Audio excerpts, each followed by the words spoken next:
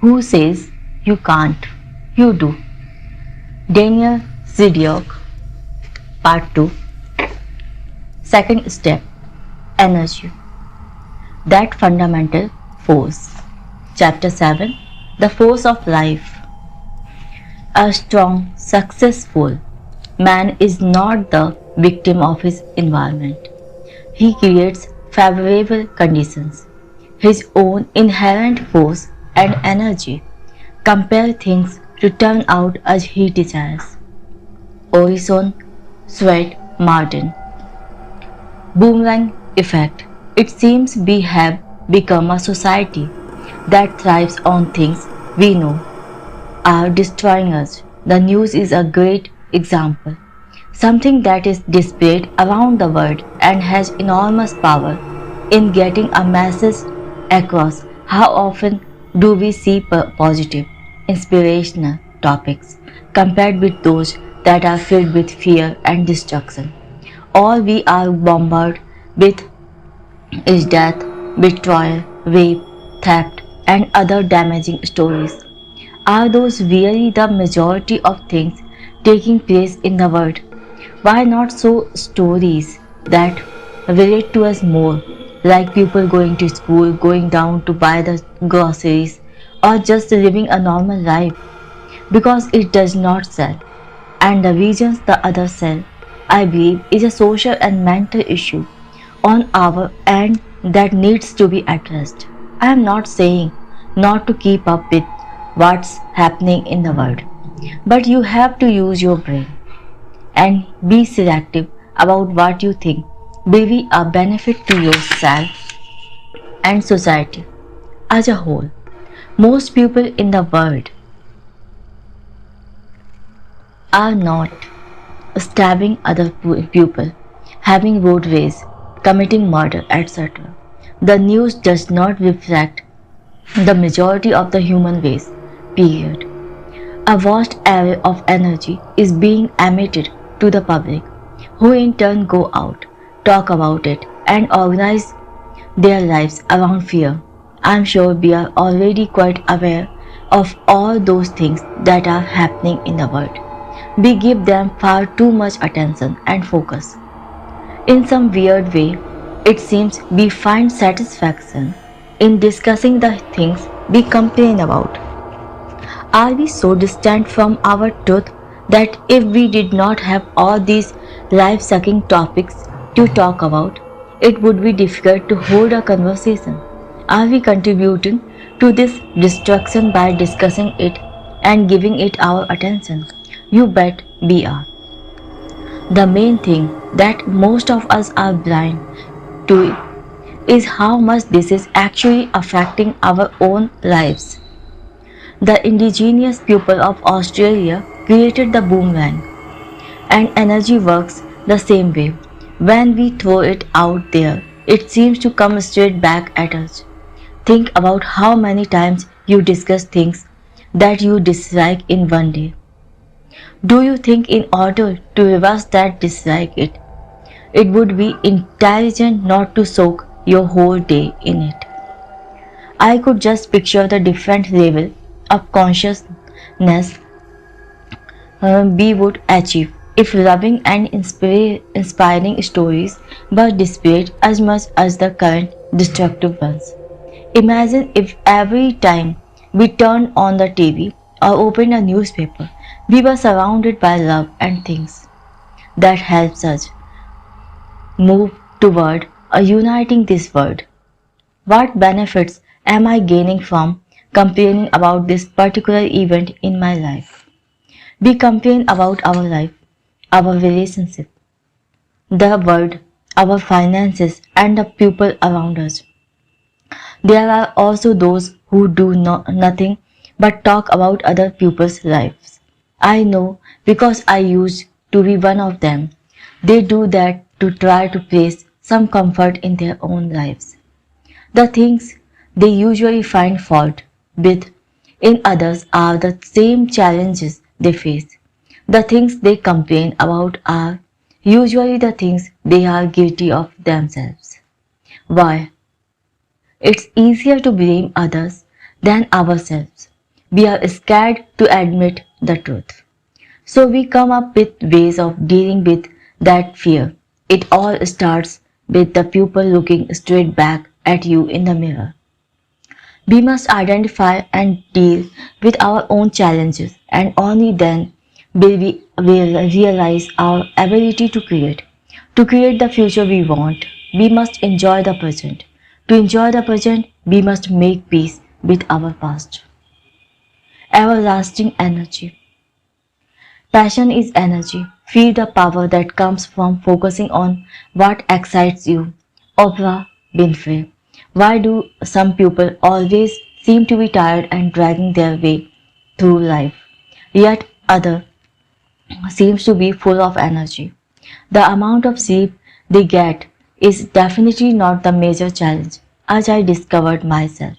I have spoken to and modeled some of the most successful people I know, and it seems nearly all of them get less sleep than recommended. Before I really started embracing life, I was getting 10 hours of sleep with a minimum of 8, and I would still be tired. Now I only manage to get about 6, but my energy levels are through the roof. I have realized that when energy is being used for a cause that is meaningful, beneficial, or in service of fulfilling a self vision, it seems to be never ending. The greatest energy is created when we set up things to look forward to.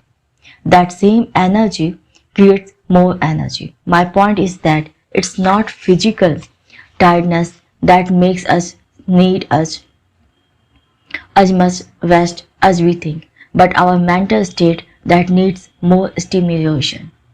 One of the first things to understand when it comes to energy is that you are the boss of the production line within you. As long as we are complaining about things, focusing on why our life is so bad, thinking about why we are a victim, or repeatedly reminding ourselves of things we do not want, our opportunity to produce empowering energy is non-existent. It is in fact doing just the opposite, as it does nothing but drain energy straight out of our system. We all know that when we complain about something, our energy level goes down. And that's why complaining feels like crap. One day I decided that I would refuse to complain about anything.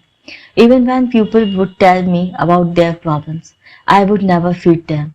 I would try to help them see another side. And if they did not want to hear it, I would simply start to discuss a completely different topic. I would even go to the extent of telling them that if they ever wanted to complain about anything and were looking for someone to join the party, then don't bother calling me. If they were really going over the edge, I would tell them to stop feeling sorry for themselves or physically grab them by the shoulders and shake it out of them. It's great to show compassion, and I highly recommend it as one of a person's greatest qualities. But you also need to do what is in your own best interest and the best interest of the one you care about. If you submit and consume yourself with everyone else's pretty complaints, you leave yourself vulnerable to producing those same feelings yourself. I am well aware that we all know someone, or maybe even a lot of people, who do nothing but whine their way through life. They are always feeling sorry for themselves, yet never seem to do anything about it. They try to place all their issues on you. They are subconsciously leaking their own energy and trying to fill themselves up with yours. So there are few outcomes. Either they just drain their own energy, or you consume yourself with theirs and you go straight to their level. Speak with a powerful tone in those situations. Be compassionate, but don't go along for the ride. You will notice after even one day of fending of negative vibes from others, you will feel far more productive toward the life you deserve. When we focus on the good things in life, our energy levels are high. Have you ever had 3 parties in one weekend that you want to attend? During that weekend, you will leave off 4 hours sleep a night but still be energetic enough to attend all 3 parties and have a great time. Your energy levels even cause you to stay up until 5 a.m. when you are usually tucked in and sound asleep by 11 p.m. Uplifting energy always creates more great energy. You are able to identify this great energy because it makes you feel good, while negative energy has the opposite effect. To be able to command your own emotions, a must if you want an extraordinary life.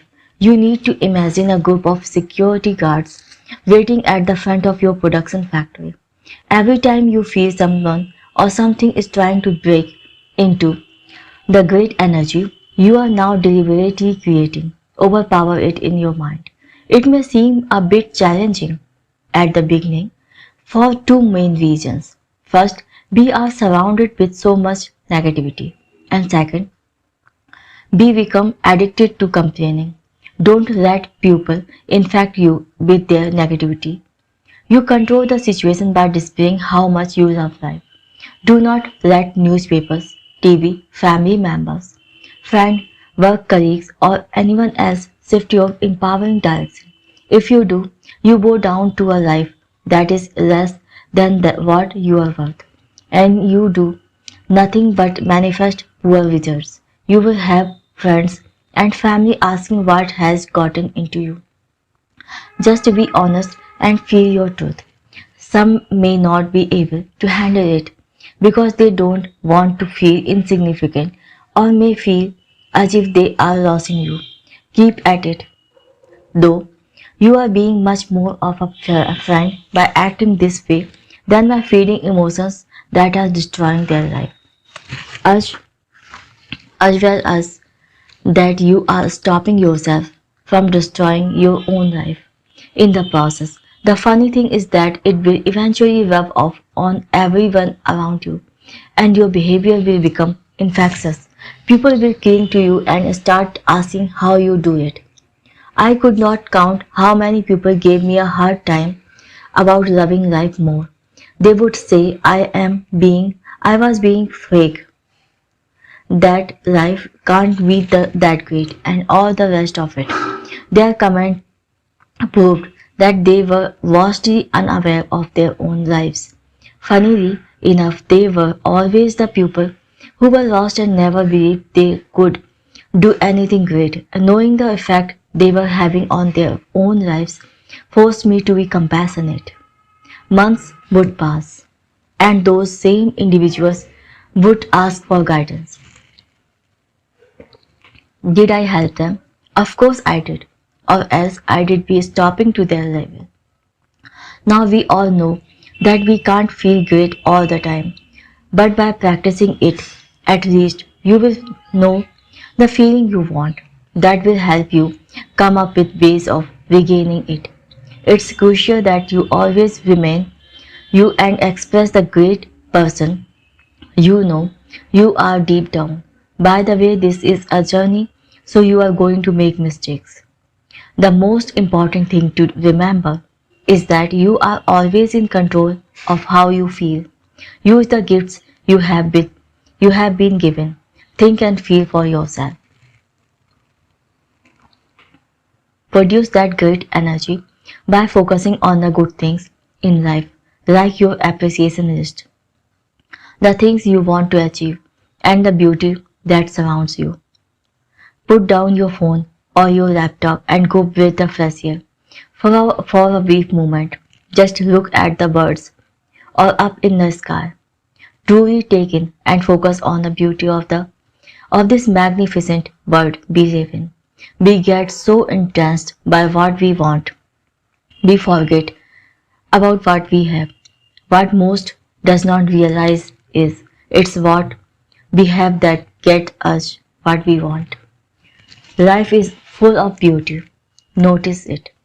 Notice the bumblebee, the small child, and the smiling face. Smell the rain and feel the wind. Live your life to the fullest potential and fight for your dreams. S.A. Smith. Also acknowledge that practice makes perfect. As with everything in life, we have to practice loving life in order to get better at it. When faced with a disempowering experience, you must look for an alternate route immediately. That curiosity and determination will always help you find a way through. Thank you very much for listening. This is the end of page 77, chapter 7. Thank you.